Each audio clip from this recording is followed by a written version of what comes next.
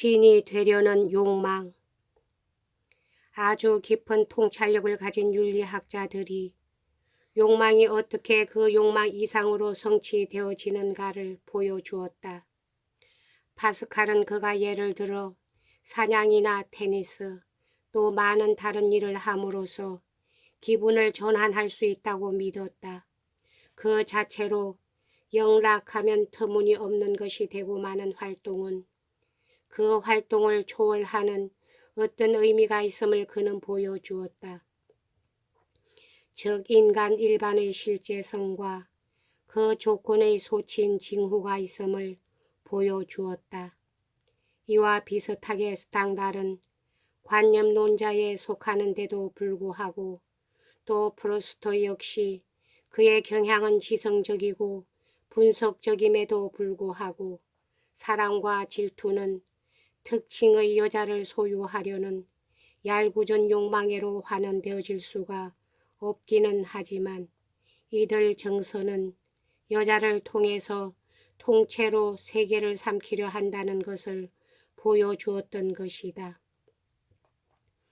이것이 스탕달의 골자이며 그리고 이 골자는 스탕달이 말한 사랑이란 세계 속에 있는 존재의 양식으로 나타내는 것이라는 바로 그 이유에 기인된다.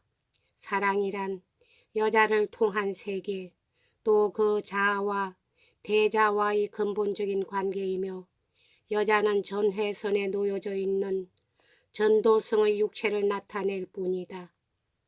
이러한 분석은 엄밀치가 못하거나 혹은 일부만이 사실일는지도 모를 일이지만 순수한 분석적인 기술과는 다른 한 방법을 넌지시 일러준다. 마찬가지로 가톨릭 소설가들은 유욕적인 사랑은 신을 초과하는 것이다.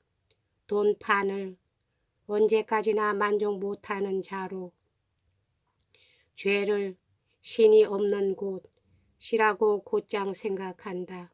우리가 여기에서 구체적인 것 뒤에 숨어있는 추상적인 것을 찾아볼 수 있음은 의심할 바 없는 것이다. 그리고 신에 대한 충동은 특종의 여인에 대한 충동 못지않게 구체적이다.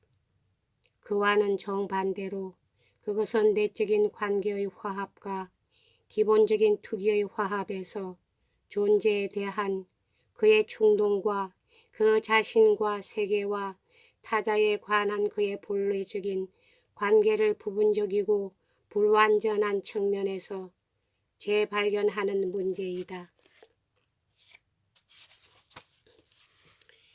인간의 실제성의 기본적인 투기를 표현하는 가장 좋은 방법은 인간이란 신이 되려는 투기를 가지고 있는 존재라고 표현하는 것이다. 신화와 종교의식이 어떤 것이라 생각되어지든 간에 무엇보다도 신은 그의 궁극적이고 기본적인 투기에서 인간을 확인해 놓았고 또 한정하는 자임을 인간은 마음으로 느끼는 것이다. 만약에 인간이 신의 존재에 대해서 존재론 이전의 문제로 이해하고 있다면 그것은 자연의 위대한 경탄도 아니며 인간에게 그것을 부여한 사회의 권력도 아니다.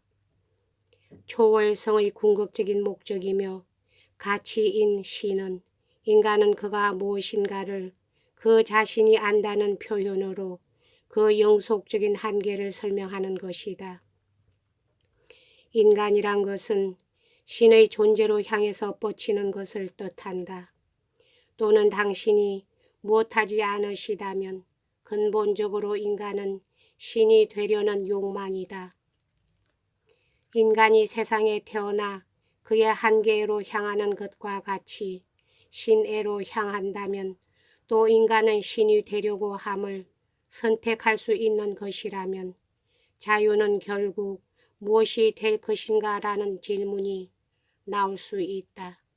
왜냐하면 자유는 자기 자신의 가능성을 동력으로 창조한 선택 이외의 아무것도 아니지만 그러나 인간을 한정하는 신의 존재의 시초적인 투기가 인간의 성질이나 본질과 유사한 존재에 접근하는 듯 하기 때문이다.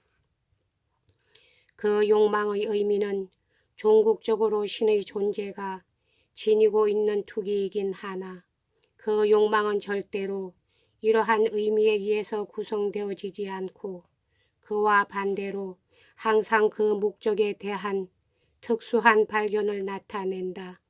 라는 것이 위의 질문의 대답이다. 이들 목적은 사실상 특수한 경험인 상황에 의해서 추적되어지고 그래서 이 상황은 주의를 한 상황으로 구성하는 바로 그 추적인 것이다. 존재의 욕망은 언제든지 존재의 양식의 욕망으로서 깨달아지게 된다.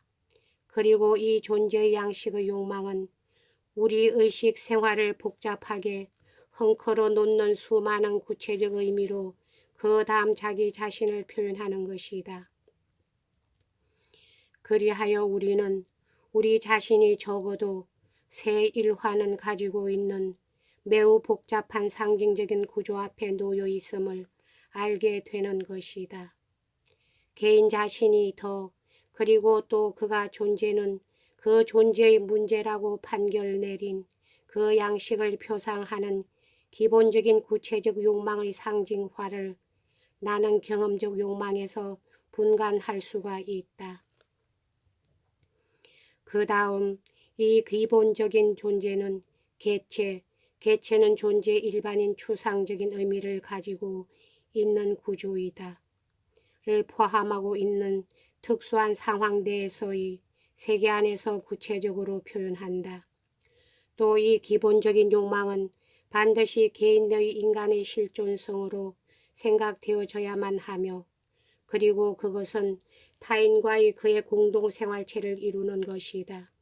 그리하여 그것은 인간의 가난한 진리가 있으며 그러나 비교가 불가능한 개체에 관한 진리는 있을 수 없다고 말할 수 있게 되는 것이다. 그리하여 절대적인 구체성, 완성, 총체적인 것으로서의 실존은 자유와 독특한 사람인 기본적 욕망에 속하여 있는 것이다. 경험적인 욕망은 단지 이러한 것의 상징화이며 또 이러한 것의 소치이고 부분적이고 변형 가능하도록 남아있는 동안 그 의미를 그것에서 끌어내는데 왜냐하면 경험적인 욕망을 고립시켜서 생각할 수는 없는 까닭이다. 그 반면 추상적인 순수성을 지니고 있는 존재의 욕망은 구체적인 기본적 욕망의 진리이지만 그러나 그것은 그의 실제성의 힘을 입어 존재하는 것은 아니다. 그리하여 기본적인 투기, 개인, 인간의 진리에 관한 자유로운 시련은 모든 욕망 가운데 어디에든지 있다. 그것은 여러 욕망을 통해서가 아니면 이해되어질 수가 없는 것으로 마치 이런 것은 공간의 특수한 실제성이며 개념은 아닌데도 불구하고 공간을 우리에게 형성해 주는 신체를 통해서만 우리가 그 공간을 감지할 수 있는 것과 마찬가지다. 혹은 독자가 받아들인다면 후셀의 객관과 비슷하다. 즉 그의 객관은 영상에 의해서만 자신을 나타내는데 그런데도 어떠한 영상에 의해서도 흡수되어지도록 용인하지는 않는 것이다. 우리는 그리하여 이러한 논평에 뒤따라서 추상적, 존재론적인 이 되려고 하는 욕망은 개체의 기본적인 인간 구조를 표현할 수 없다는 것, 또 그 욕망은 인간의 자유의 장애가 될 수 없다는 것을 이해할 수 있는 것이다. 엄밀하게 말하면 자유는 허무함과 동일시된다. 자유라고 부를 수 있는 유일한 존재는 그의 존재를 무화하게 하는 존재이다. 뿐만 아니라 우리는 무화라는 것은 존재의 결여이고 다른 어떤 것일 수도 없음을 알고 있다. 자신을 존재 결여로 만드는 존재, 그것이 자유이다. 그러나 우리가 입증해온 반대로 욕망은 존재 결여와 동일한 것이기 때문에 자유가 일어날 수 있는 것은 단지 자신을 존재 욕망으로 만드는 존재로서, 즉 적자 대자 존재의 자체에 대한 투기로서이다. 여기서 우리는 이제 절대로 자유의 성질이나 본질로서 생각되어질 수 없는 추상적인 구조에 이르렀다. 자유는 실존이며 실존은 본질에 앞선다.